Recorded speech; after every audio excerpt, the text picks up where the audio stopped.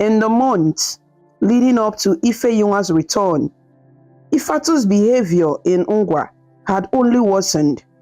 She spent most of her days and nights with a rough crowd of village youth who had little to do. They would gather at a local palm wine joint, smoking cigarettes or even marijuana, drinking and exchanging crude jokes. Ifatu found some solace among them. No one there judged her for not having a degree or job. Many of them were in similar straits. With these friends, she could curse and brawl and be applauded for it.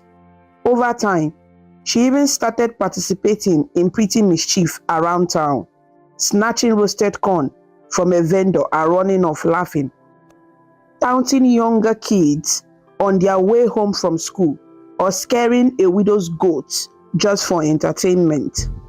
Neighbors began to avoid crossing Ifatu's path. "That Onyeka's daughter has lost her way," they whispered.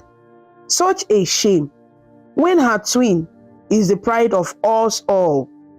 These comments always got back to Nne Akudo, who would shed tears in private, wondering where they went wrong with Ifatu. For Ifatu, hearing the whispers only fueled her bitterness. If the villagers thought she was bad, then fine, she would be bad. At least it made her feel powerful in a world where she otherwise felt left behind. Sometimes, late at night, Ifatu would creep home and overhear her parents murmuring prayers in their room.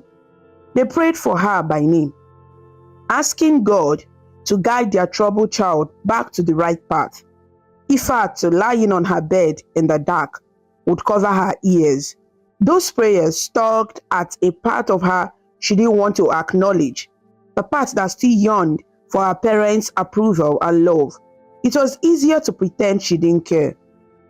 It was into this tense atmosphere that Ifeyinwa finally returned home, degree in hand and fiancé at her side. Early one bright morning, a car pulled up in front of the Onyeka family compound. It was Ekene's car. He had rented an SUV for the trip from the city.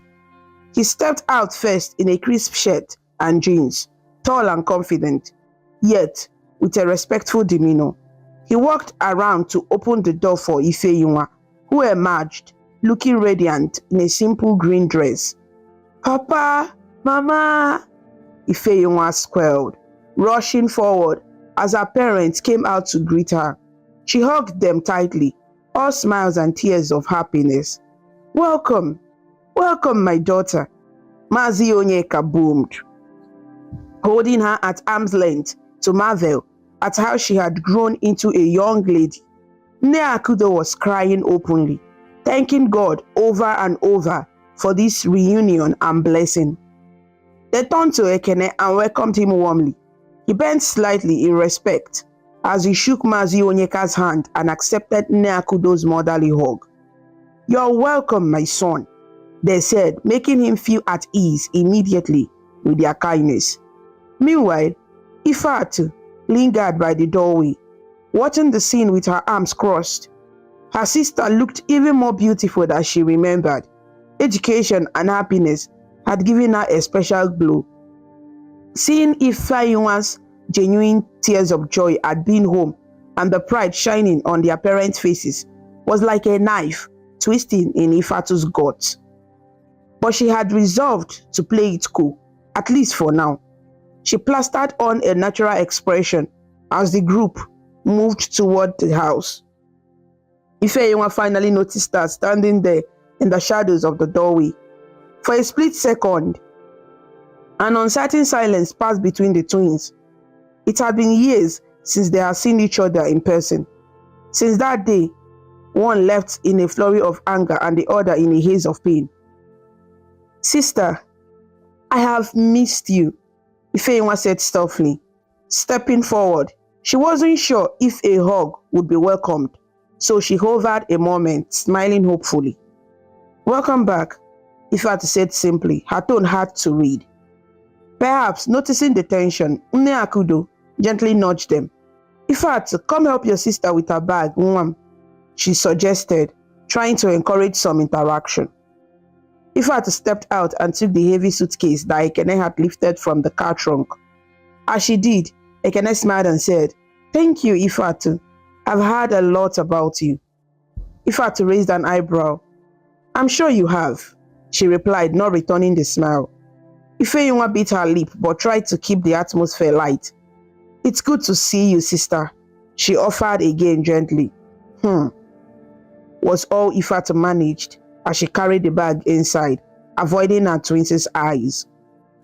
For the rest of that day, things went relatively smoothly on the surface. The family sat down together to a special lunch. A plump chicken had been cooked with jollof rice to celebrate Ifeyinwa's graduation. As they ate, Mazi Onyeka peppered Ekene with friendly questions about his family, his job, and his intentions. Ekene spoke confidently but respectfully, stating that he hoped to marry Ifeyinwa within the next year, with the elders' blessings, and that he was building up his business and home to be ready for her. Nnakudo all but glowed at his words, already picturing grandchildren and a secure future for her daughter. All the while, Ifeatu mostly kept silent, only speaking when directly addressed. Outwardly, she seemed sullen but under control. Inside, however, jealousy was clawing at her heart like a wild animal. Hearing how wonderfully everything was going for her sister, academic honors, a loving fiancé with a prosperous future, it reinforced the narrative in Ifeatu's mind that life was unfair. Each smile on Ifeyinwa's face and each proud question from her parents felt like a spotlight on Ifeatu's own perceived failures. Later in the afternoon, as villagers dropped by to say welcome or share a kola nut in honor of Ekene's visit, Ifeatu slipped away. She found refuge under the old guava tree in the back, the very spot where years ago she had made the fateful decision to send that email. She smoked a cigarette and brooded, half listening to the distant sounds of laughter from the front yard. Her childhood friend, Emeka, one of the trouble-prone youths, who often hung around with, hopping over a low part of the fence and ambled toward her.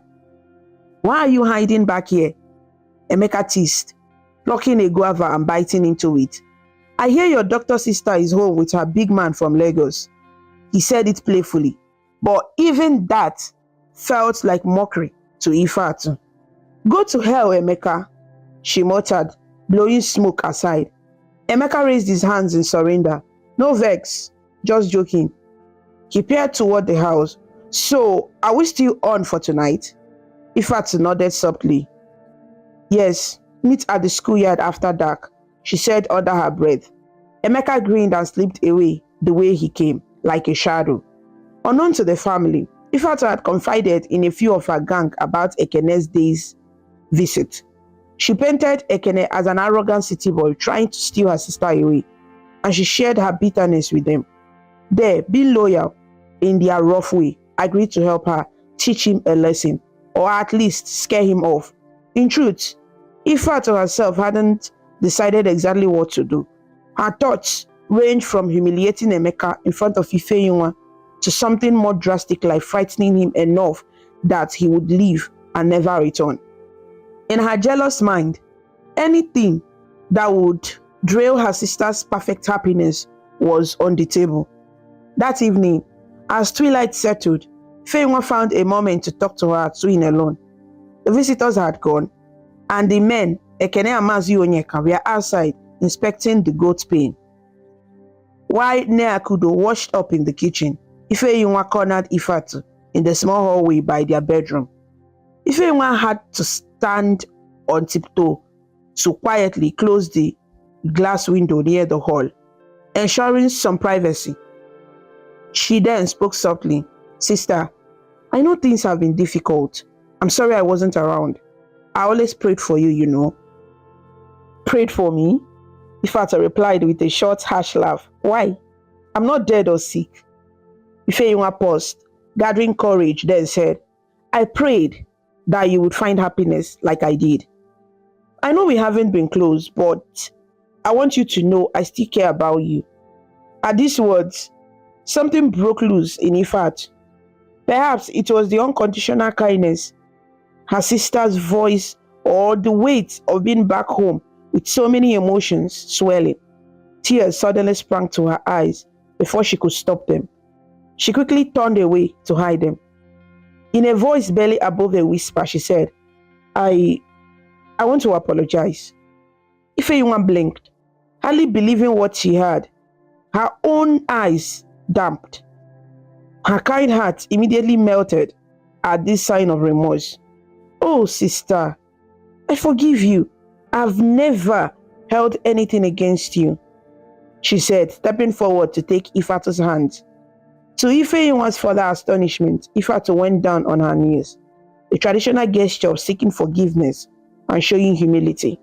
Please, forgive me for everything, she said, voice wavering as if emotional. I know I've been difficult and said hurtful things. It's just I've been unhappy. But I don't want to ruin your visit. I'm really sorry. Ifeyinwa nearly burst into tears of relief. She pulled her sister up and into a tight hug. We can always start fresh, she whispered, crying softly onto Ifatu's shoulder. This means so much to me, Ifatu. Thank you. Outside the kitchen door, Nne had been walking by and witnessed this embrace. Her own eyes filled with tears of joy. She hurried to tell her husband that, at last, maybe the rift was mending between their daughters. For the rest of that evening, the last of Ekene and Ifeyinwa's short stay before they planned to return to the city, the family relaxed in the compound. They lit a small fire, roasted corn and yam, and sat telling stories and jokes under the stars. Ifatu participated, quietly at first, but then actually contributed a funny memory from childhood, which surprised everyone. She seemed almost like her true self, the self she might have been without all the anger. As the night deepened, Nne Akudo and Mazi Onyeka excused themselves to bed, giving the young people some space. Ekene and Ifeyinwa were sitting together on a wooden bench, whispering sweetly. Ifeatu lingered near the dying fire, watching them with her arms crossed. Her heart burned with envy to see her sister so content, leaning on her fiance's shoulder as they spoke about their future. Part of her had genuinely felt remorseful earlier, but that old bitterness was creeping back as she observed their affection. After a while, Ifatu approached them, her expression oddly warm. It's a lovely night, she said casually. Yes, it is, Ekene agreed, smiling. He was genuinely happy that his fiance's twins seemed to be warming up. Ifatu's earlier apology had relieved him as well, since he knew it meant a lot to Ifeyinwa. Ifatu sat down on a log opposite them. The firelight flickered over her face, which was calm and almost friendly. I was thinking, she began. Ekene hasn't really seen our village much beyond our compound and the main road. Perhaps I could show him around a bit. Just a short walk to enjoy the night air. What do you think, Ekene? Ekene, ever polite and also enjoying the peace of the countryside, nodded. That sounds nice, actually. Ifeyinwa looked up from Ekene's shoulder, a bit hesitant. She had only just gotten her sister back, in a sense, and still felt a tiny worry she couldn't name.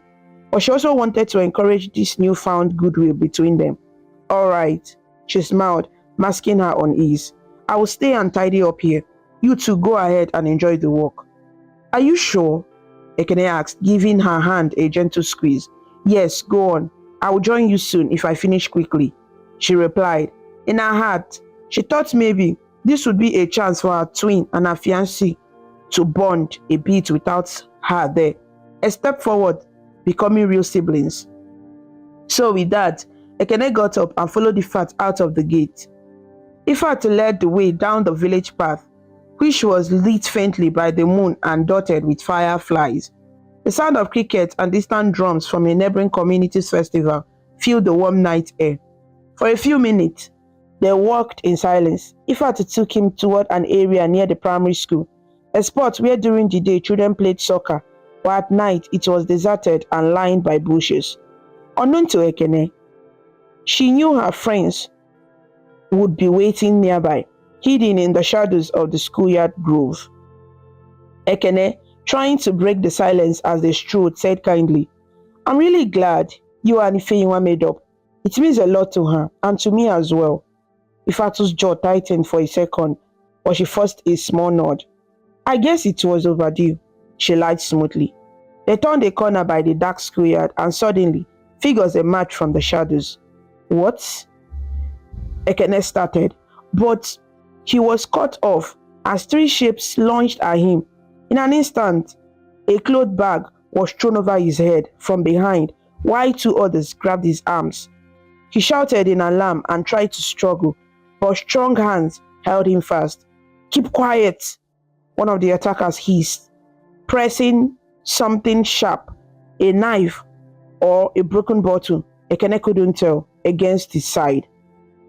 In those chaotic seconds, Ife had to step back, her heart hammering.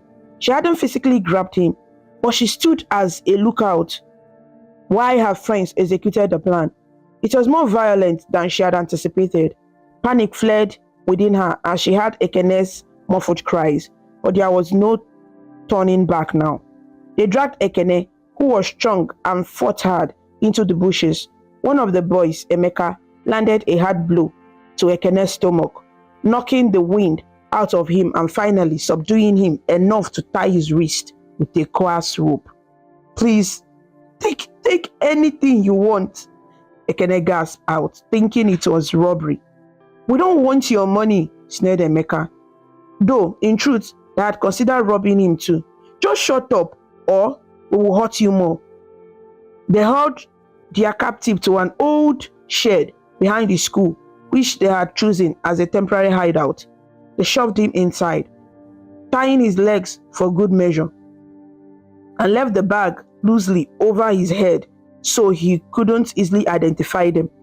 In the darkness, heart pounding, Ekene realized this wasn't a simple mugging. It felt personal. But who in this village would target him, and why? Back at Onyeka compound, time ticked by, and neither Ekene nor Ife had to return. Ifeyinwa had finished tidying and began to grow anxious. She walked to the gate, peering down the road. Nothing but darkness and distance, flickers, a lantern light. She tried calling Ekene's phone. It rang, but no answer. Now, real worry set in. Grabbing a flashlight, Ifeyinwa rushed to wake her parents. Within half an hour, Papa and Mama had roused a few neighbors, and midnight search began. Lanterns and flashlights bobbed through the village parts. They called Ekene's name and Ifatu's, their voices echoing. Ifeyinwa's heart thumped with dread, every horrible possibility running through her mind.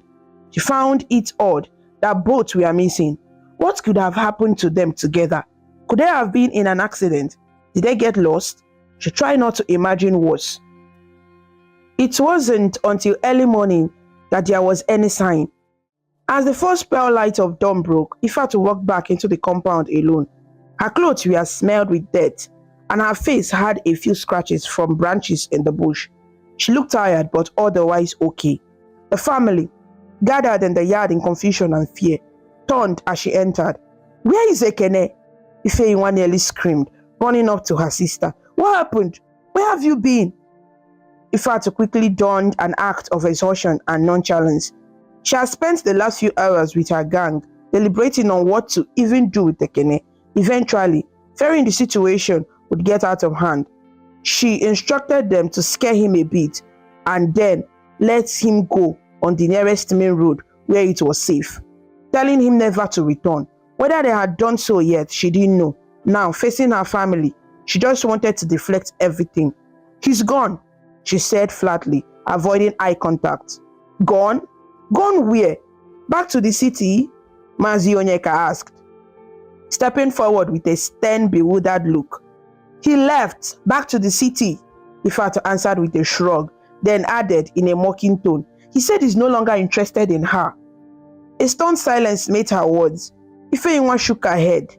No, that's not true. You're lying. You have to be lying, Ifatu. Ifeyinwa's voice cracked, and tears of panic sprang to her eyes. She grabbed her sister's arm roughly. Where is Ekene? What did you do? Ifatu yanked her arm free, scolding. "Get your hands off me. I told you what he said. He's gone," she repeated, her voice icy now. "And he's not coming back." Ifeyinwa could hardly breathe. She fumbled for her phone and dialed Ekene's number again. This time it rang once and went to voicemail. Desperate, she scrolled through, find another contact and called Ekene's younger sister Dorcas in the city. When Dorcas answered, Ifeyinwa quickly asked, voice shaking, "Is Ekene there with you? Please, it's urgent." Dorcas, sounding confused and sleepy, replied, "He called late last night. He said he was coming back to Lagos immediately, but he didn't explain. He hasn't arrived yet, but I assume maybe he took a night bus or drove through the night. What happened?" Ifeyinwa's blood ran cold. "He left without even saying goodbye," she murmured to herself as a wave of hurt and bewilderment flooded her. Why would Ekene do that? It didn't make sense, unless what Ifatu said was true. But how could it be? Ekene loved her, or so she thought. Could something have happened on that walk? Her mind churned with questions and worst-case scenarios. "Thank you, Dorcas. I'll call you back," she managed and ended the call. Her parents were watching her anxiously. "What did she say?" Nneakudo asked quietly. Ifeyinwa swallowed hard. Dorcas said he phoned and told her he was returning to Lagos last night.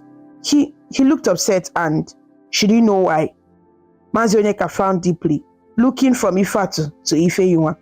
He sensed there was more here that met the eye, and the way Ifatu was standing there defiantly raised his suspicions again. "Ifatu," he said in a dangerous tone, "if you know what happened, you must tell us now." Ifatu folded her arms. "I have nothing more to say. He made his choice. Maybe he realized he didn't actually want a village wife." The cruelty in her words was barely disguised. Ifeyinwa let out a wail and fled into the house, unable to bear it. Nneakudo hurried after her, calling her name. Mazi Onyeka fixed a hard stare on Ifatu. "I don't believe this story for 1 second, he said, voice low. "You were with them. Did you quarrel with him? Did you chase him away? Ifatu? Or gini mere? Gini ki mere ya? What did you do to him?" Ifatu jotted her chin out. "Believe what you want, Papa. He's gone, and that's that." And with that, she brushed past him. Mazi Onyeka caught a whiff of cigarette smoke and something else. Was that alcohol? As she went by, it pained him deeply to see that his firstborn had become notorious. He shut his eyes and whispered a prayer under his breath. This family was being torn apart again, and he felt powerless. Inside the house, Ifeyinwa was sobbing on her bed. Nneakudo sat beside her, stroking her back. "Ndo, Nne, sorry, my daughter. Please take heart," she murmured. "How can he live like that, Mama? Without even saying goodbye to me? It doesn't make sense." Ifeyinwa cried, her body shaking. "We were so happy just yesterday. What could have changed his mind overnight?" Nneakudo had no answers. She glanced up to see Ifatu standing in the doorway, looking on with an inscrutable expression. Anger fled in the mother's chest at the sight of her. "Are you satisfied now, Ifatu?" she said sharply. "Your sister is devastated. Is this what you wanted?" "Mama, I didn't," Ifatu began, but Ifeyinwa suddenly sat up, wiping her tears. "Leave, Ifatu," Ifeyinwa said, voice cold in a way she had never spoken before. The betrayal she felt was now mixing with a burning suspicion. "Just leave me alone."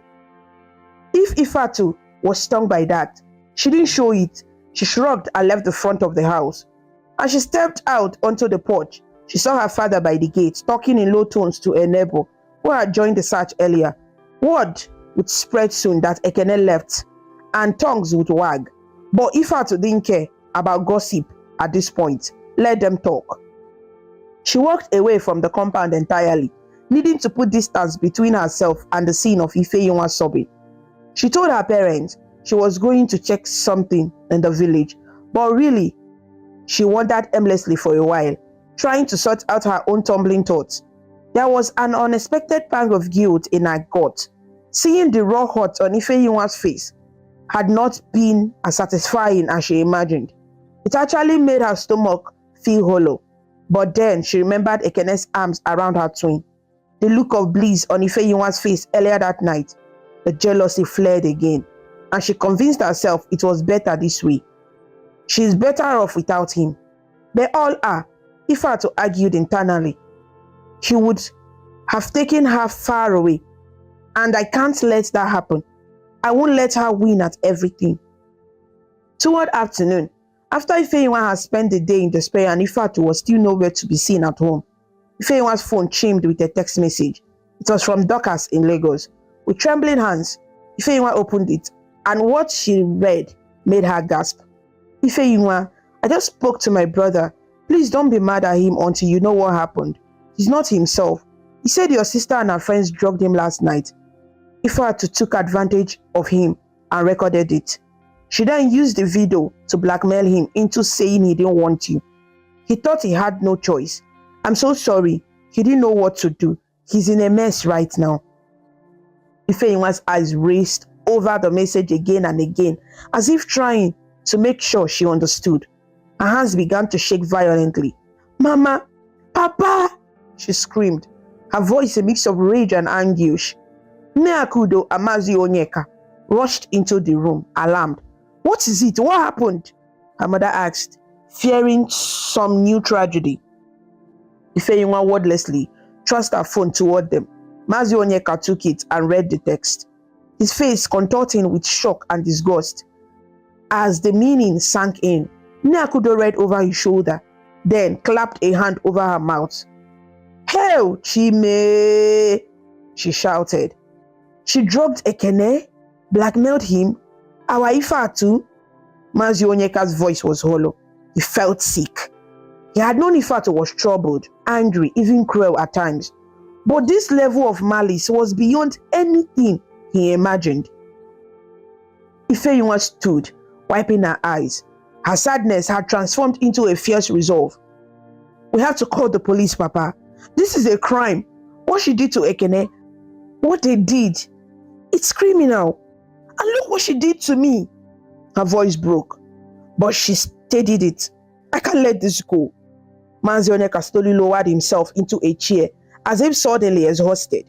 His grey hair seemed grayer at that moment. Police? Our own daughter? He looked at his wife in agony.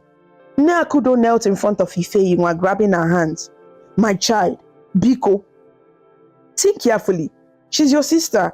No matter what she has done, she's still our blood.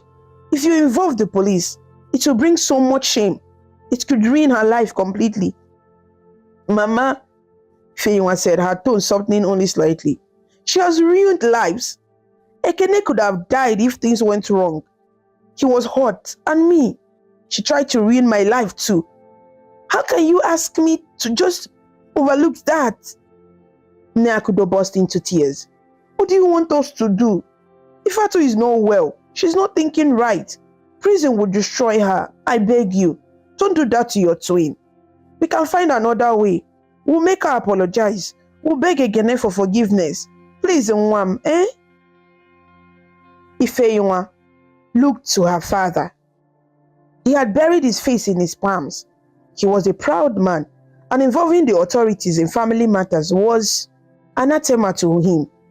She knew. Still, the betrayal was so great. A long tense silence hung in the air. Finally, Ifeyinwa spoke, voice trembling with conflicting emotions. I won't call the police yet, but if she dares harm Ekene or anyone again, I won't hold back. She took a shaky breath. Right now, I just want to hear it from her mouth. I need her to admit what she did. Mazi Onyeka lifted his head, eyes red. We will speak to her. I promise. But Ifeyinwa, promise me you won't do anything rash. Ifeyinwa's lips pressed into a thin line. That depends on her, she replied. The sun was setting when Ifatu finally returned home. She walked onto the compound with an almost brazen air. But inside she was nervous, bracing for confrontation. She could tell from the heavy silence that Dorcas must have spilled the truth. Coward, she thought of Ekene running to his sister. Ifeatu steeled herself. She wasn't going to show weakness now. Ifeyinwa was waiting in the yard, standing under the mango tree with her arms crossed. The remaining light of dusk outlined her figure. Their parent hovered on the veranda, tense and watchful. Ifeatu took a deep breath and approached. Before she could speak, Ifeyinwa lunged forward. In the fading light, her eyes glinted with fury. "How could you?" she shouted, her voice echoing in the evening quiet. Ifeatu feigned confusion. "What are you talking about?" "You know exactly what I'm talking about. Ekene told us everything. You drugged him. You forced yourself on him and recorded it." Ifeyinwa's voice shook with rage and disgust. Saying it aloud made her nearly gag. Never in her worst nightmares had she imagined her own sister capable of something so evil. Mazi Onyeka sucked in a breath and Neakudo started silently weeping on the porch, hearing it confirmed. Ifeatu dropped any pretense of innocence. Her face hardened. "So what if I did?" She spat. "She's a grown man. You could have said no." Ifeyinwa's hand flew before she could realize it. Smack! She slapped Ifeatu across the face. "You are vile," she hissed. "You tricked and hurt an innocent man who I love, and you tried to destroy me in the process. What kind of person does that, especially to her own twin?" Ifeatu slowly turned her head back, the stench on her cheek fiery. A low hatred simmered in her eyes. "The kind you pushed to this," she screamed back. "You think it was easy living in your shadow? Watching you have everything fall into your lap while I got nothing but scoldings and failures? If I'm vile, you made me that way." "Ifeyinwa, Ifeatu, stop this!" Mazi Onyeka shouted, stepping off the veranda. But it was too late. The sisters collided in a fury. Ifeyinwa lunged, grabbing at Ifeatu's shirt. All the pain and betrayal of years burst out in her as she tried to rescue her sister. "I'm done forgiving you," she sobbed angrily. "You nearly ruined my life, Ifeatu. Why do you hate me so much?" Ifeatu grappled back, fingernails digging into Ifeyinwa's arms. "Because I do. I hate you. I hate you," she shrieked. All the jealousy, frustration, and self-looting she had harbored transformed into blind rage. She shoved Ifeyinwa, and the two fell to the ground, rolling in the dust as each tried to overpower the other. Years of suppressed conflict fueled them. Ifeyinwa, though the gentler one, fought with righteous anger now. She managed to pin Ifeatu for a moment, grabbing her shoulders. "You're sick, Ifeatu. You need help." Ifeatu snarled and with a burst of strength reversed their positions, slamming Ifeyinwa's back against the ground and knocking the wind out of her. "Shut up!" Ifeatu panted. She saw a small stone half buried in the dirt beside them, and without thinking she grabbed it. Her vision blurred with fury as she raised the stone high. Nakudo screamed from the porch, "Ifeatu, no!" But Ifeatu, in that red haze of anger, brought the stone down hard. It struck the side of Ifeyinwa's head with a sickening thud. Ifeyinwa's cry of pain was cut short. Her body went limp beneath Ifeatu. The world seemed to stop. The stone fell from Ifeatu's hand as she realized what she had done. Blood was trickling from a gash above Ifeyinwa's ear, mixing with the dust on the ground. Ifeyinwa's eyes were half open, but they stared at nothing, her chest rising and falling in faint, shallow breath. Mazi Onyeka and Nakudo rushed forward with a lantern. "Oh, merciful God!" Nakudo wailed, kneeling beside Ifeyinwa and cradling her bloody head. My daughter! My daughter!" Mazi Onyeka was trembling as he bent down, putting two fingers on Ifeyinwa's neck. Her pulse, it's faint but there. He looked up at Ifeatu with an expression of utter horror. "What have you done, Ifeatu?" he roared. Ifeatu scrambled backward on her hand, shock overriding her anger now. She couldn't find her voice. Ifeyinwa's blood was on her hands, literally, and it dawned on her with chilling clarity. There was no time to lose. Mazi Onyeka gently scooped Ifeyinwa into his arms, We have to get her to the hospital now. Nnakudo sobbing ran to fetch help from a neighbor with a car. As luck would have it, Ekene's rented SUV was still in their possession since he hadn't normally returned it yet. They bundled Ifeyinwa into the back seat. Mazi Onyeka, shouting for Ekene, who had been skulking nearby in the dark, drawn by the noise, to come and drive since Mazi's hands were shaking too badly. All this while, Ifeatu stood off to the side, trembling like a leaf. In the commotion, no one spoke to her further. Nnakudo didn't even look at her as they raced to the car. Within minutes, the vehicle peeled out down the road, carrying her parents and unconscious sister away into the night, leaving Ifeatu alone in the yard, illuminated by the dropped lantern's glow. She stood there, stunned as the dust settled. Her mind was a storm. What had she done? Had she killed her sister? That possibility jolted her out of paralysis. Ifeyinwa might die because of her. A keening sound rose from her throat and she clamped a hand over her mouth to stifle a scream. One thought now overrode all others. Run. She had to run. If her sister died, she could never face her parents or the village anymore. Even if Ifeyinwa lived, how could she explain any of this? The police would surely be called now. There was no hiding such violence. Heart pounding, Ifeatu stumbled into the house. Her hands were shaking so badly. She struggled to open the metal safe where Mazi Onyeka kept some cash. She knew the combination, and in her desperation, it finally yielded. She grabbed a bundle of notes. Moments later, under the cover of darkness, Ifeatu ran away from Ngwa, heading for one place she thought she could hide, Lagos.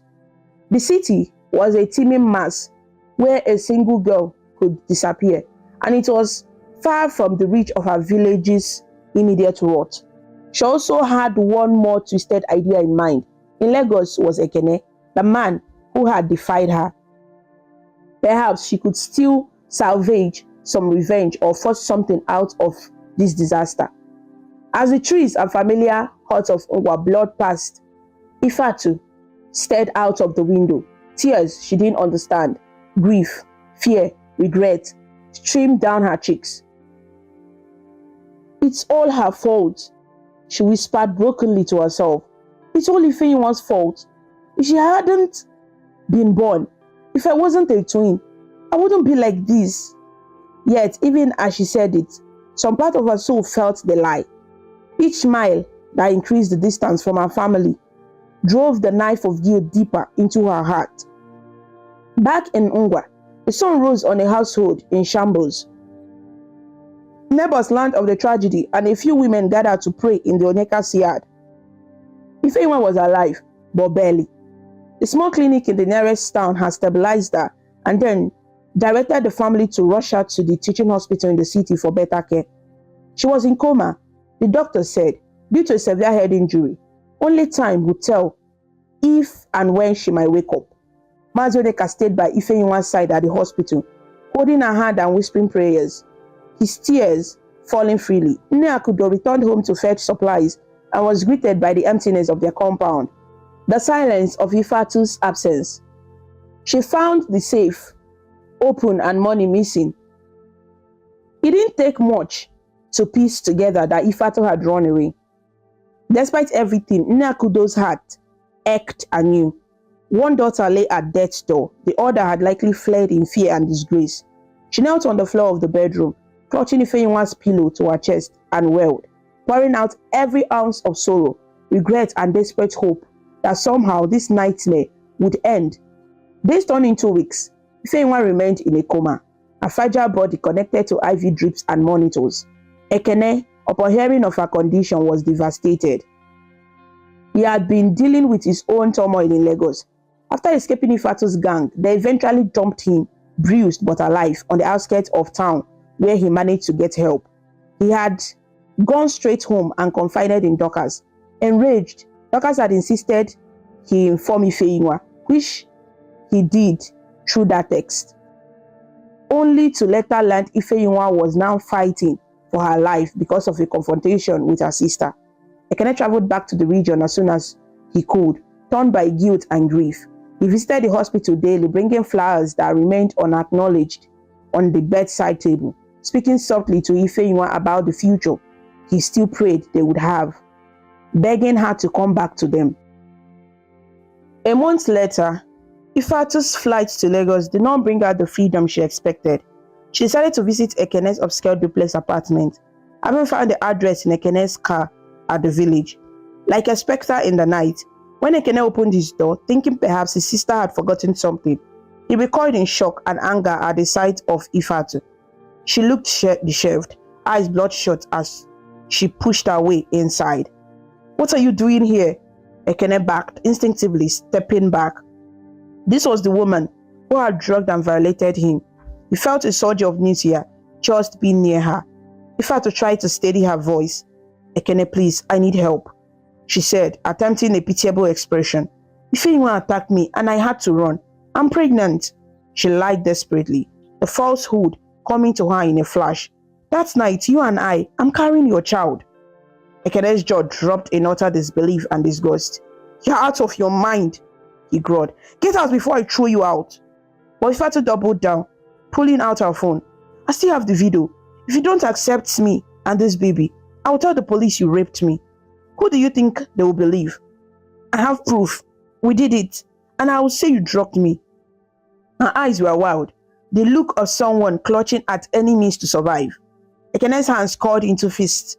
He had never hit a woman in his life. But at that moment, it took everything in him not to. "You are deranged," he whispered. "You ruined your sister's life. You nearly destroyed mine.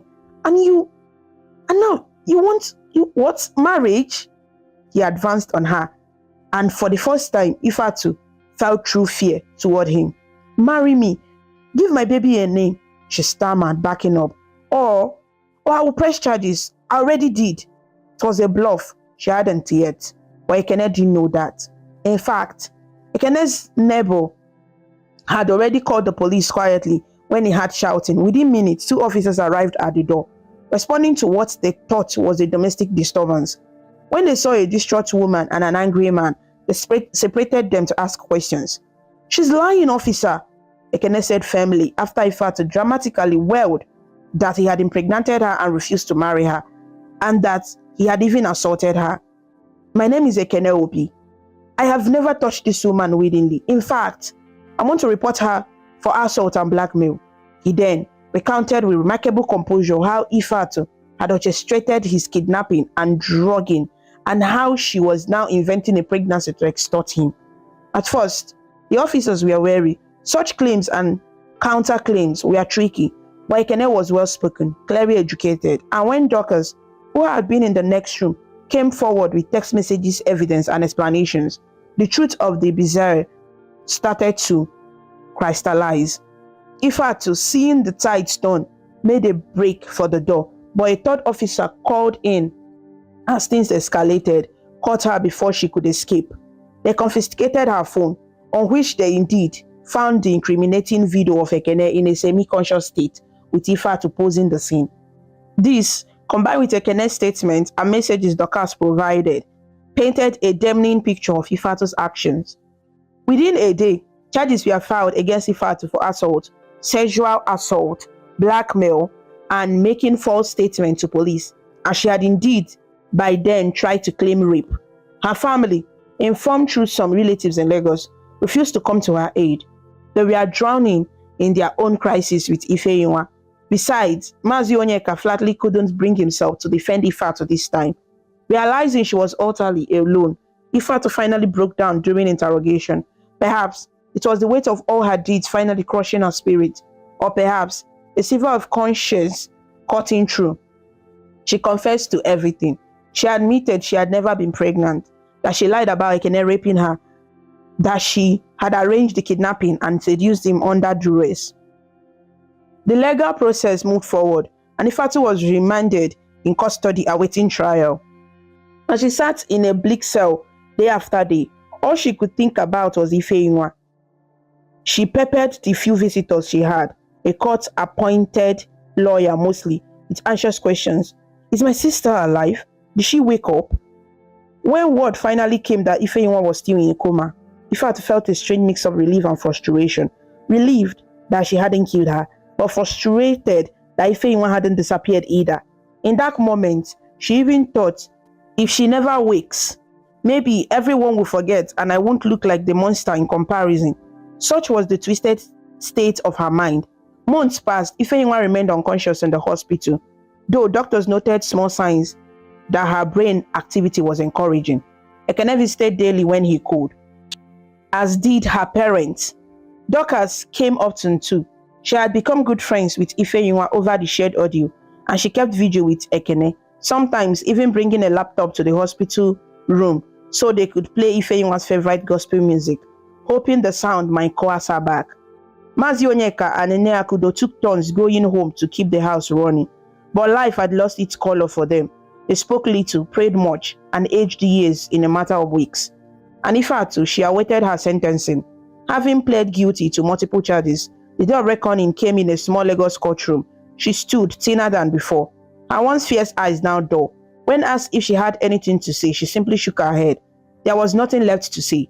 She was sentenced to several years in prison for her crimes. The video evidence and her confession made it a straightforward case. As the judge finalized the sentence, Ifeatu murmured under her breath, "I will finish what I started if I ever get out."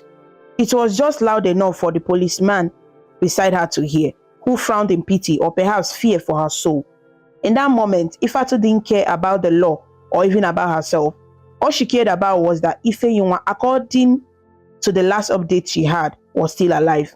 That thought boiled in her blood every day as she lay on her thin prison mattress. If she lives, I will make her pay for everything.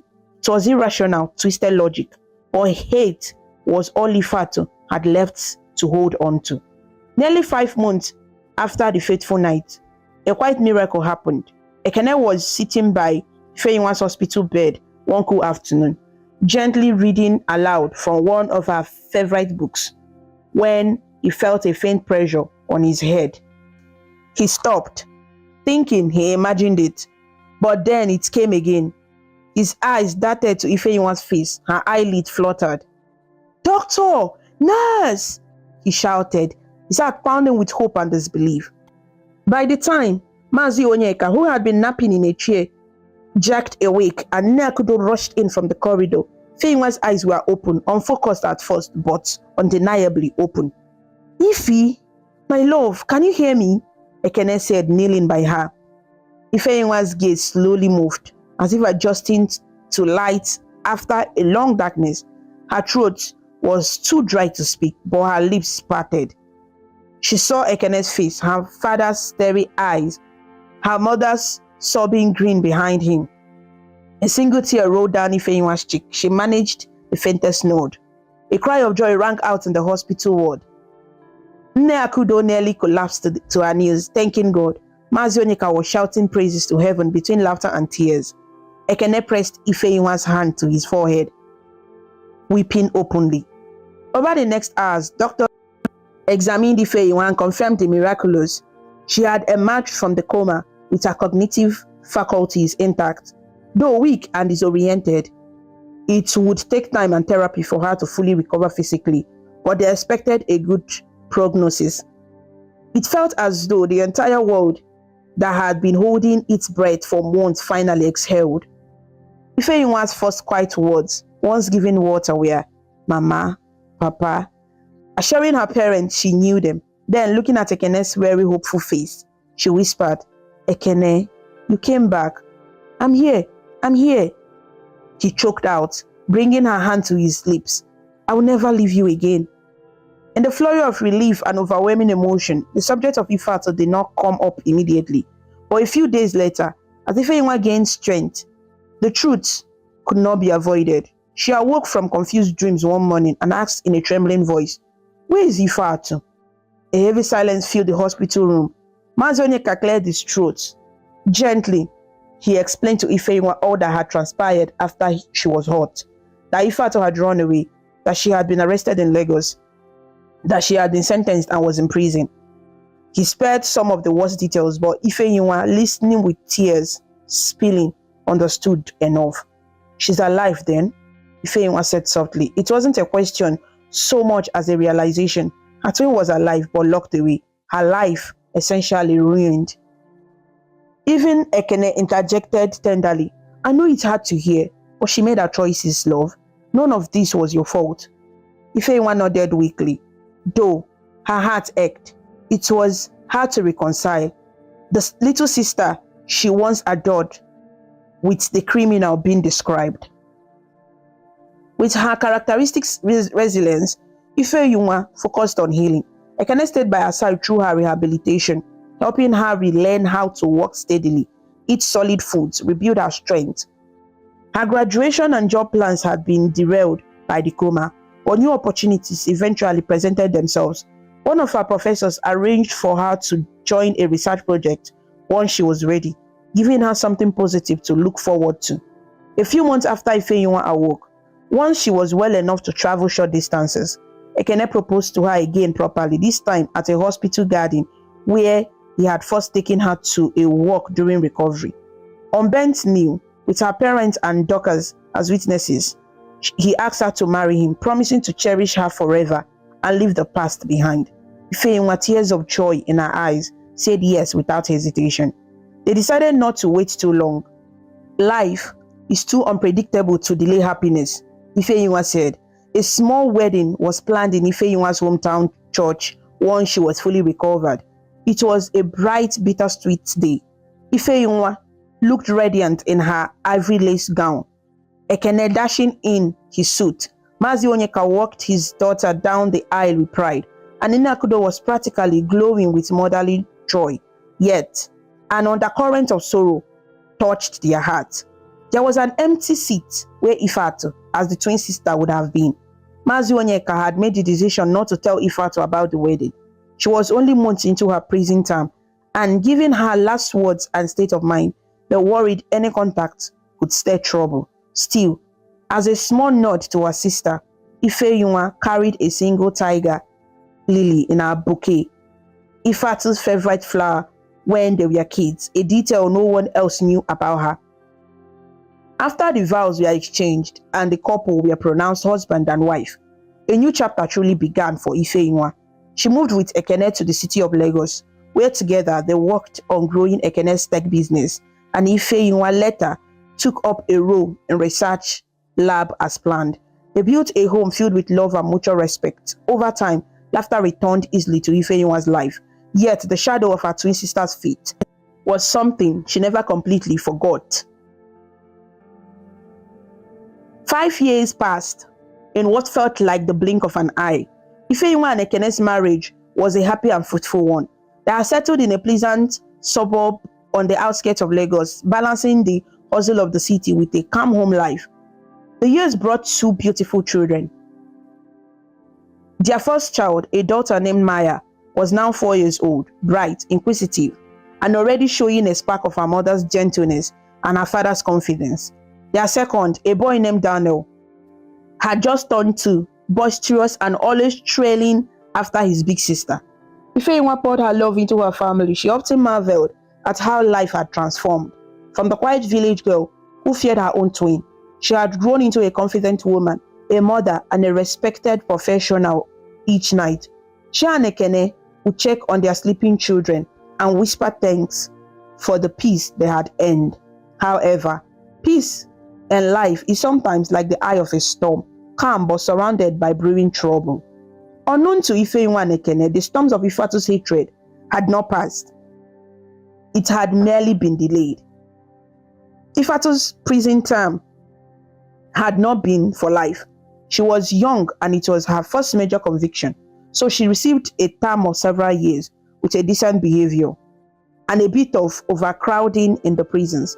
She ended up serving 4 years before being released. During her term behind bar, Ifatu had become both harder and more hollow. She rarely spoke to the prison counselors, ignored any religious volunteers who tried to reach out, and instead fell in with a group of bitter inmates who reinforced her anger. She never once accepted a visit from her parents. Only one letter had come from her mother begging her to reflect and promising prayers. Ifatu burned it without reading past the first line. Upon release, Ifatu found herself virtually alone in the world. She certainly could not return to Ungwa. She doubted she would be welcomed even by old friends, and she had no desire to see the pity or disgust in people's eyes. Lagos, vast and anonymous, offered a better hiding place. Using some survival skills she had picked up, she connected with a couple of unsavory acquaintances from prison and found a spot in a crumbling tenement in a rough part of town. Work was scarce for someone with her record and lack of skills. Ifeatu soon fell back on what she knew: intimidation and bad company. She became involved with a street gang that engaged in various petty crimes, extortion from market traders, acting as enforcers in tough disputes, and occasionally, when desperation demanded, kidnapping for ransom. In the back of her mind, like a drumbeat that never stopped, was Ifeyinwa. Over the years, through the grapevine of mutual contact and a bit of clandestine snooping, Ifeatu had learned of her sister's recovery and marriage. She even discovered their Lagos address one day, trailing Dorcas from a distance after recognizing her by chance in the city. From a street corner, she had watched Dorcas drop off gifts at a cheerful-looking house and seen from afar the pregnant Ifeyinwa came to the gate to hug her friend. That sight had nearly driven Ifeatu mad with envy. The glowing joy on Ifeyinwa's face, the obvious prosperity of her life with Ekene. Ifeatu wanted to storm in and smash that happiness to bits, but she held back, biding her time. She was not ready yet. She needed a plan that wouldn't land her straight back in prison. That plan materialized when one of her gang associates, a weary man nicknamed Razor, grumbled about needing a big score, something that could make him rich and maybe allow them to disappear somewhere far. He was tired of the small cones and fights. Ifeatu's eyes glinting, proposed an idea. I know of a wealthy man, and I know his weakness. She meant Ekene, of course. His weakness was his love for her sister. At first, Razor and the others were skeptical. Kidnapping was a risky business. People had been caught and executed for it in some states, but Ifeatu was persuasive. She painted a scenario of quick in and out, grab Ekene's young child. She had gleaned from gossip that they had a daughter and a baby son. Demand an exorbitant ransom from the doting father, get the money and release the kid unharmed. He can afford it, she insisted, and he will pay, trust me. The gang eventually agreed. A rich man's child was the ultimate leverage, and with Ifeatu providing intel and inside knowledge, it seemed foolproof enough. So, one warm afternoon, Ifeatu found herself lurking in the shadows near Little Stars International School, the preschool that 4-year-old Maya attended. She had observed the routines for a week, the drop-off and pick-up times. The fact that sometimes Ekene himself came, but often it was a driver or nanny. On the chosen day, Ifeatu had two accomplices waiting in a van down the street. When Maya's nanny arrived on foot, holding the girl's hand, they lived close enough that sometimes they walked. One of the men staged a distraction, falling off a bike in front of them. As the nanny paused, concerned, Ifeatu approached from behind and swiftly pressed a chloroform-soaked cloth over the woman's nose. She slumped within seconds, and before little Maya could scream, Razor scooped the child up. Maya barely had time for one muffled cry before they bundled her into the van and sped off. It was a bold abduction, and though one witness caught sight of the commotion from afar and raised the alarm, the van was already gone in the frenetic Lagos traffic. That evening, Ifeyinwa and Ekene's world came crashing down. The nanny, still grudgy and ashamed, sobbed as she recounted to the police how a man fell and then a woman she couldn't remember clearly, only an impression. A tough-looking woman about mid or late 20s with short cropped hair. Ifeyinwa's heart froze. Could it be? No, she told herself. Ifeatu didn't know where they lived, did she? The kidnappers struck quickly with their demands. Ekene's phone buzzed that night with a text from an unknown number. We have your daughter, 100 million naira, or you will never see her again. Don't call police or she dies. Ekene's hands shook as she showed the message to Ifeyinwa and the police officers already stationed in their living room, taking a report. 100 million naira. It was a huge sum, more than even they could gather quickly. It didn't matter. She would pay anything, but the threat against contacting police was moot. The police were already involved. In fact, a special anti-kidnapping unit had quietly joined them, advising Ekene to play along and not reveal police presence. Ifeyinwa was nearly out of her mind with terror for Maya, their sweet, smart little girl, whose laugh filled their home each day, was in the hands of criminals. She clung to Ekene, tears streaming silently, as he assured the kidnappers via text that he would comply and needed instructions. Ifeatu, on the other end of that clandestine phone, smirked at his immediate willingness. Of course you will, Ekene, she thought. You have something to lose. Her plan was to get him to drop off a duffel bag of cash on the outskirts of the city in 2 days. They chose a construction site as the spot. During those 2 days, Ifeatu stayed in a rented one-room shack with Maya. The little girl was surprisingly calm after the initial fright, perhaps too young to grasp the danger fully. Ifeatu tried not to interact more than necessary, but one evening as she was eating, Maya piped up softly, "Auntie, can I have some bread, please? I'm hungry." That polite, trusting voice almost made Ifeatu falter. She tossed a piece of bread to the child and growled, "Be quiet." But afterward, she couldn't shake the feeling of those innocent eyes on her. Maya had her mother's eyes. The ransom drop was set for midnight at the abandoned site. Ekene insisted on going alone as instructed, but unknown to the kidnappers, plainclothes police officers trailed at a safe distance with a wider perimeter team ready for intervention. Ekene drove off and exited his car, a heavy duffel in hand, calling out into the darkness, "I have what you asked for. I'm placing it here." His voice echoed in the skeletal structure of what would have been an office building. From behind a concrete pillar, Razor stepped out with a pistol, while Ifeatu hung back in the shadows, mask over her face. "Where are you, my daughter?" Ekene demanded, trying to keep his voice steady. "She's safe for now," Razor said. "Put the bag down and back away." Ekene sat the duffel on the ground, its weight landing with a thud. It was filled mostly with placeholder papers and some real cash on top. The police idea to lure the kidnappers in. He raised his hands and backed off a few paces. "Please, show me she's okay," he pleaded. At a signal, one of the gang members brought little Maya forward into the open, a tiny figure clutching a teddy bear they had given her. Ekene's heart nearly burst seeing her. "Daddy!" she cried out and tried to run to him. That was the breaking point. From all sides, dark-clad figures of the anti-kidnapping unit swarmed in. "Police, drop your weapon," a voice shouted.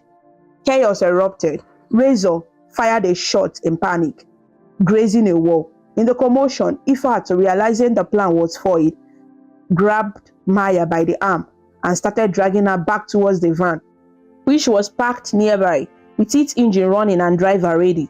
But before Ifeatu could reach it, a policeman stepped into her path, gun trained on her. "Stop right there. Release the child."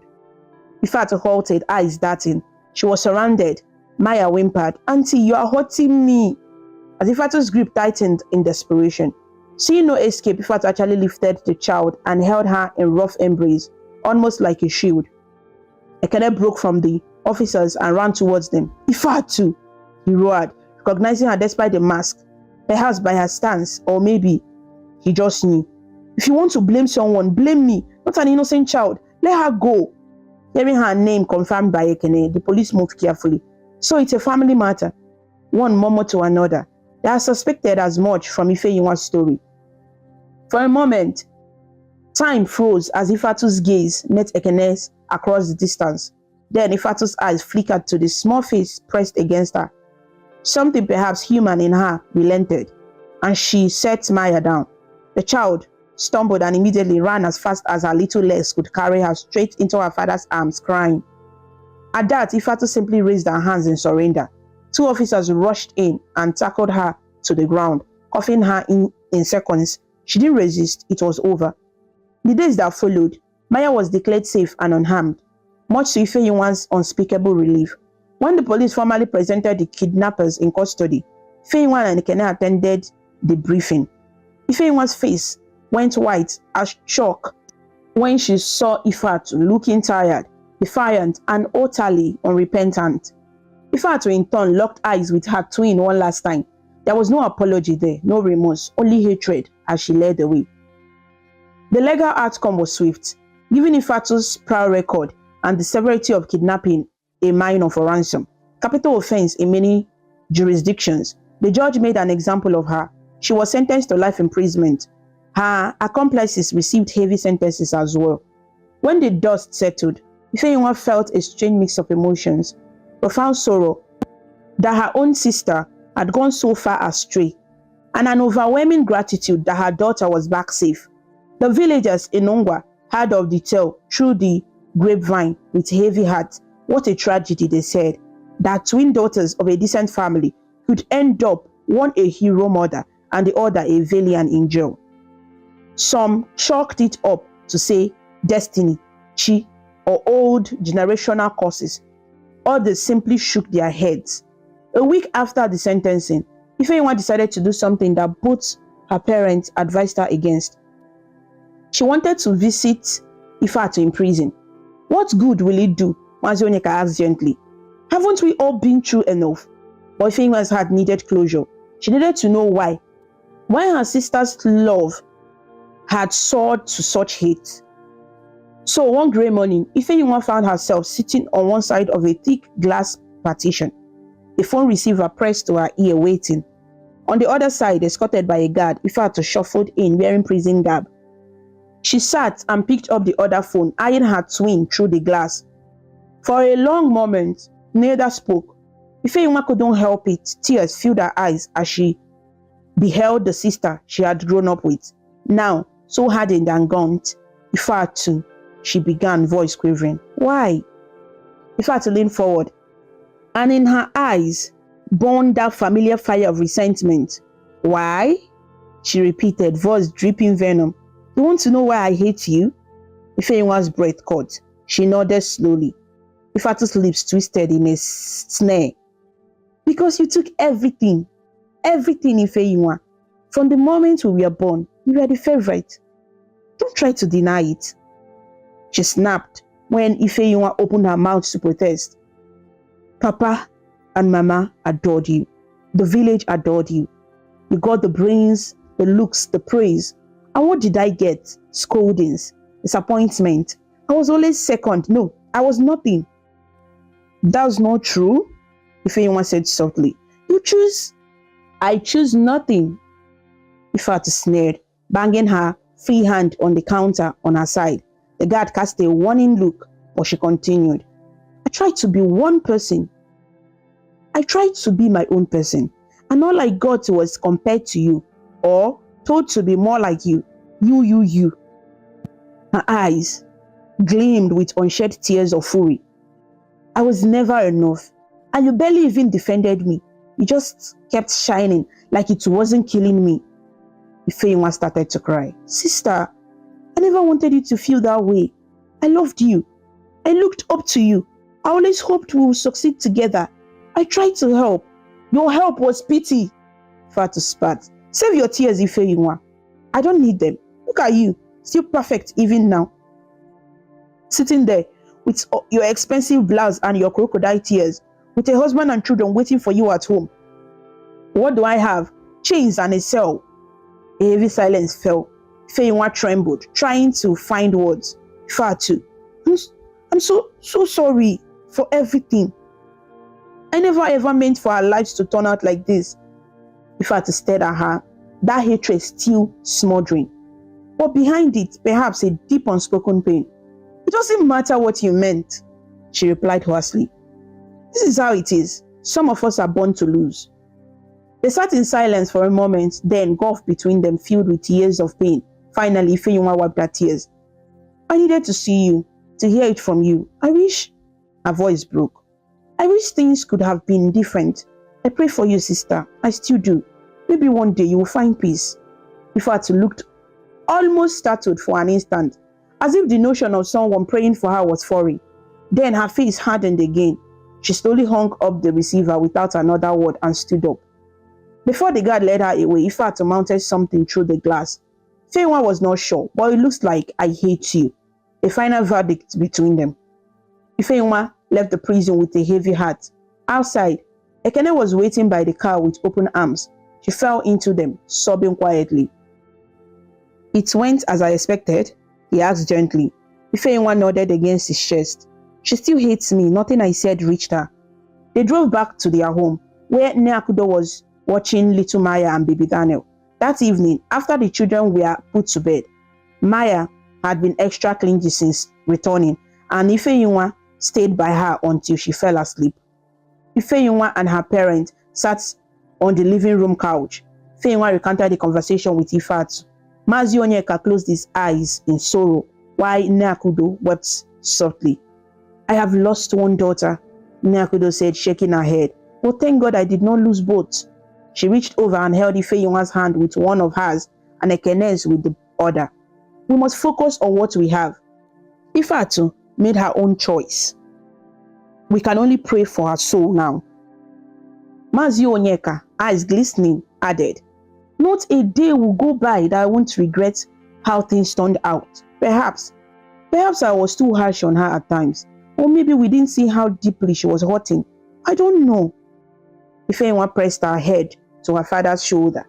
Papa, don't blame yourself. We all tried. Some hearts can't be healed by others unless they want to heal. In the following days, life gradually found its new normal. The trauma of the kidnapping left some scars. Maya had nightmares for a while. Ifeyinwa startled easily if she couldn't see the children playing in the yard for even a second. But with love and support, the family grew strong again. Ekene's business thrived. Ifeyinwa went back to her research part-time and even started considering writing a memoir about her experiences, hoping it might help someone else. As for Ungwa village, Mazi Onyeka and Neakudo returned to a quieter life there once Ifeyinwa was well settled again. They aged considerably from the stress, but found comfort in their community and grandchildren's visits. Ifeatu became a hushed cautionary tale, the once fairly child of the lion, whose own rage consumed her. Occasionally, news filtered to the family that she was causing trouble, even in prison, getting into fights, earning herself solitary confinement stint. It seemed she remained unrepentant and angry at the world. Yet, Ifeyinwa could not fully extinguish her hope. She often found herself whispering a prayer for Ifeatu at night. After checking on Maya and Daniel, wherever she is, God, please touch her heart. Let her find some light in that darkness. She will pray silently, even if reason told her it was unlikely. One bright morning, as Ifeyinwa watched her children chase each other around the yard, she realized something. The cycle of hatred and jealousy ended with her. She would raise her children to love each other, to never feel in competition the way her sister had. She would fill her home with so much warmth that no shadow could take root. In her heart, Ifeyinwa forgave Ifeatu. It wasn't easy. There were days she still felt pangs of hurt and anger, but she chose to forgive because that was the only way she herself could truly be free of the past. She sent a letter to the prison chaplain once, asking if he could pass a message to her sister. I forgive you. I love you. I pray for you. She never knew if Ifeatu received it. There was no reply, but that was all right. The act of offering grace was as much for Ifeyinwa's peace as for Ifeatu's. And so life went on. Ifeyinwa and Ekene built a beautiful life together, one filled with compassion, understanding, and resilience. Their children grew in a home that valued empathy and open communication above all. As for Ifeatu, the years in prison stretched out before her. Perhaps one day remorse would come, perhaps not. But if it ever did, Ifeyinwa's door and heart would be open for her. Until that day, all Ifeyinwa could do was live her own life as fully and kindly as possible, cherishing the family she had and remembering the sister she lost to the darkness. Every so often, on quiet evenings, Ifeyinwa would step outside and gaze at the stars, thinking of the old times when two little girls once listening to folktales under the sky. In her heart, she spoke to her twin. I hope you find peace wherever you are, sister. And in that silent wish was all the love that remained. The unbroken bond of twins that despite every terrible thing, even hatred, could never fully sever the end. Moral lesson of this story. Jealousy can destroy a person's life. Ifatu was jealous of her twin sister, and that jealousy made her do many bad things. At the end, it ruined her own life. Good character is more important than beauty or talent. Ifeyinwa was kind, respectful, and hardworking. That is why she succeeded and was loved by people. Parents should not ignore bad behavior. Even though Mazi Onyeka and Nne tried to correct Ifatu, they allowed some things because she was family. This allowed her to become more dangerous. Evil plans don't end well. Every evil thing Ifatu did came back to hurt her. Evil may win for a short time, but in the end, it always fails. Forgiveness brings peace, but wisdom protects you. Ifeyinwa forgave her sister many times, but she also learned to be careful. Forgiving someone doesn't mean you should allow them to hurt you again. Hard work and patience pay off. Ifeyinwa worked hard, even in the face of pain. In the end, she found success, love, and peace. Bad friends can destroy your life. The friends Ifatu kept made her worse. If you work with bad people, you may end up like them. Some people won't change unless life teaches them a lesson. Not everyone listens to advice. Sometimes, only serious consequences like prison or loss will make them see the truth. Thank you so much for watching this amazing story about Ifeyinwa and Ifatu on African Stories by V. If you liked it and felt inspired with their journey, please show your support by clicking the like button, sharing with your friends, and leaving a comment below. To see more interesting stories and learn about different cultures, subscribe to African Stories by V, and don't forget to ring the notification bell so you never miss a new story. Your support means a lot and helps us bring more stories to you. Until we meet again, stay connected, stay inspired, and keep smiling.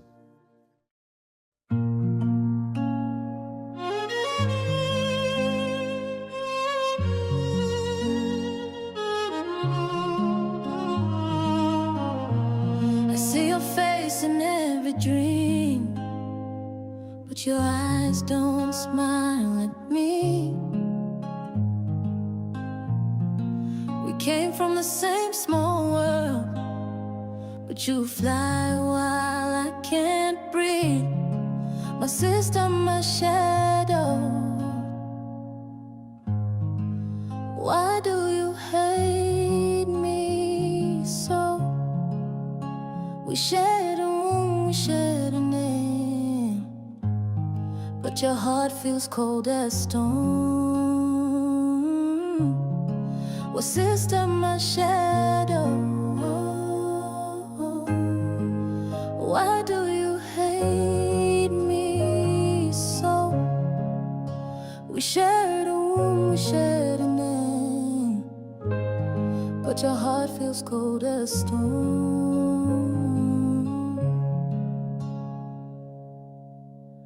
You said I took what's yours, but I never asked for more.